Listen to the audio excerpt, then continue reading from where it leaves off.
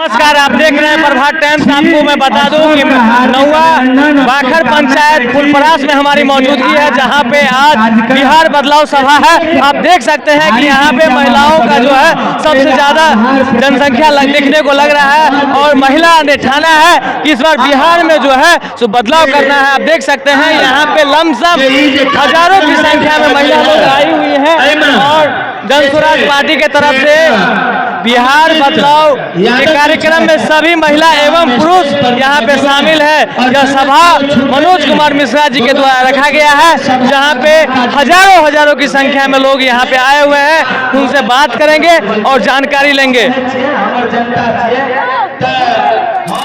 Meeting में लिए आया था कि बुझाए है जनसुराज बनते हाँ बनते की वादा केलखिन नेता सब नहीं बनते अहाँ सब देवे वोट। हाँ देवे ना वोट देवे।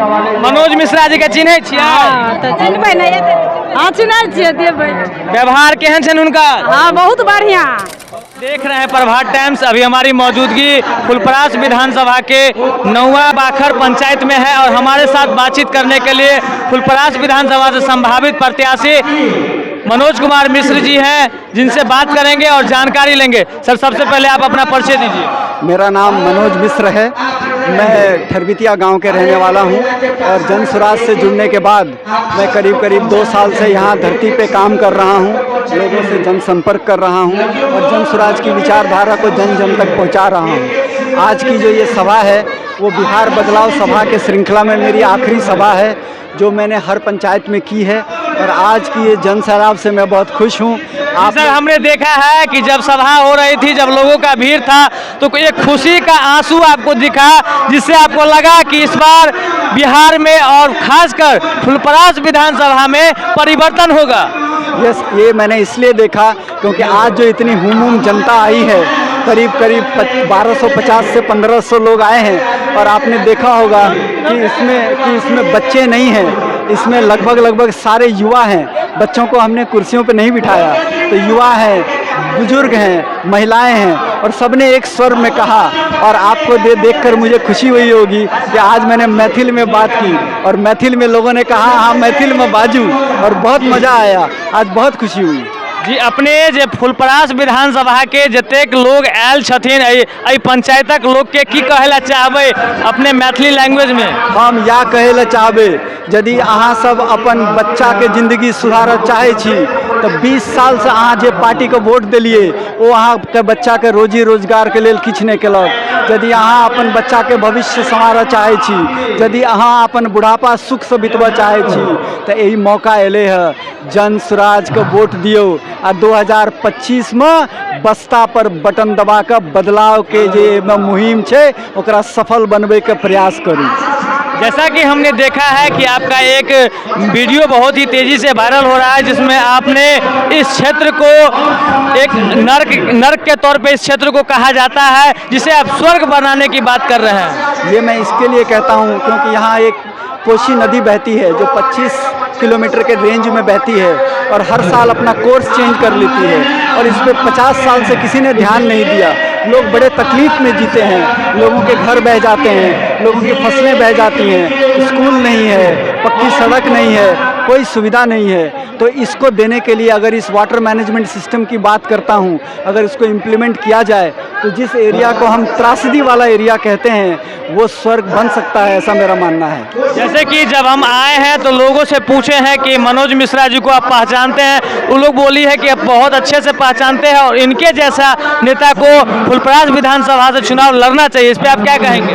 इस पर मैं इतना ही कहूँगा कि मैं उनको कुर्ता पैजामा वाला नेता की तरह खुद प्रेजेंट नहीं करता, मैं उनके बच्चे की तरह रहता हूँ, जैसे एक आम परिवार का लड़का रहता है और मैं वही सपना देखता हूँ जैसे आप अपने परिवार की उन्नति करते हैं। मैं चाहता हूँ कि फुलपरास की जनता मेरा परिवार बने और मैं उनकी उन्नति करूँ और मेरी जो ईमानदारी है, जो मैं अपना सब कुछ छोड़ के आया हूँ, मेरी ईमानदारी शायद जनता मेरी आँखों में देखती है और जनता के दिलों में शायद वही भावना है, इसीलिए वो मुझे इतने प्यार से बात करती है और कहती है कि हम इनको जानते हैं। जैसा कि हम देख पा रहे हैं कि यहाँ के लोगों को आपके द्वारा आज ही जीत का लड्डू खिलाया जा रहा है। प्रशांत किशोर जी के पार्टी जन स्वराज का जीत का जो लड्डू है आज ही खिलाया जा रहा है। देखिए, ऐसा है कि मैं तो यही कहूँगा कि प्रशांत जी वही देखते हैं।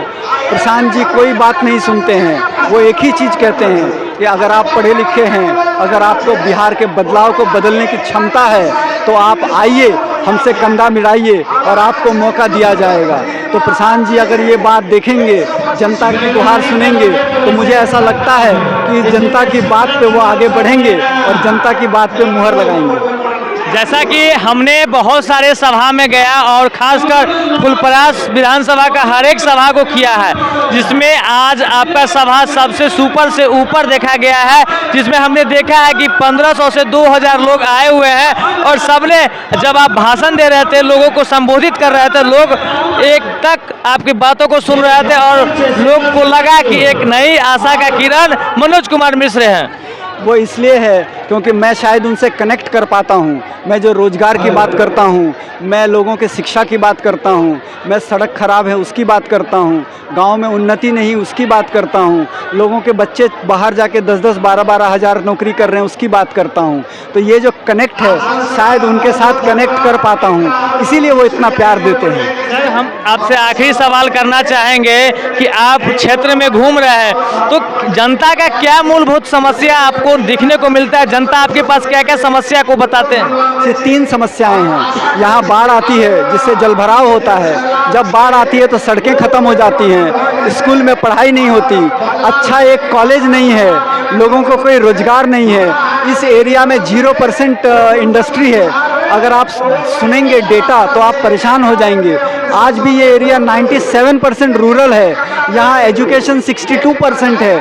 बहुत ज़्यादा लोग परेशान हैं, बहुत दुखी हैं। उनको इस बात की बहुत सांत्वना मिलती है कि अगर सरकार उनके एरिया को अच्छा करे तो शायद उनको दिलों में रिलीफ मिलेगी, इसलिए वो इतना कनेक्ट होते हैं। सर, यहाँ के जो विधायिका है वो मंत्री भी है और साथ ही साथ वो परिवहन विभाग का मंत्री है। और हम जब आ रहे थे रास्ते में, आने में हमें बहुत कठिनाई हुआ है, काहे कि जगह जगह जो है रोड बहुत ही जर्जर स्थिति में देखने को मिला है। देखिए, मैं माननीय जो हमारी मंत्री जी हैं, जो विधायिका हैं, मैं उनके बारे में कोई टिप्पणी नहीं करता हूं। मैं इतना ही कहूंगा, जब आप क्षेत्र की बदहाल स्थिति देखेंगे तो आप खुद समझ जाएंगे कि जनता ने 20 साल से जिसको वोट दिया उन्होंने जनता की उम्मीदों को तोड़ा है। और जहां तक विधायिका है, विधायिका के बारे में मैं इतना ही कहूँगा, जब मैं गांव-गांव जाता हूं और लोगों से बात करता हूं तो लोग कहते हैं आज तक उनका चेहरा भी नहीं देखा।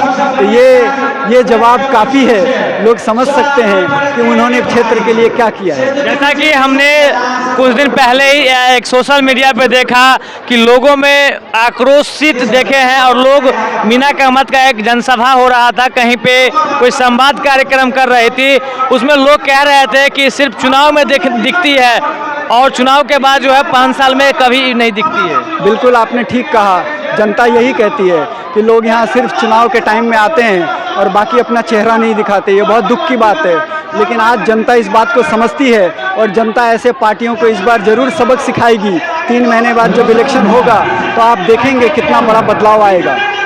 जैसा कि आप देख रहे थे, हमारे साथ मनोज मिश्र जी हैं जो कि संभावित प्रत्याशी फुलपरास विधानसभा से है और उनका कथन हुआ कि अगर हमारी सरकार बन के आती है तो जो कोसी बेल्ट क्षेत्र है, जो बहुत ही दयनीय स्थिति है, जिसकी अगर हमारी सरकार बनती है तो हम उसको सुधारने का काम करेंगे। आप कमेंट्स के माध्यम से बताइए कि इस बार यहाँ से कौन विधायक बन रहे हैं। बहुत बहुत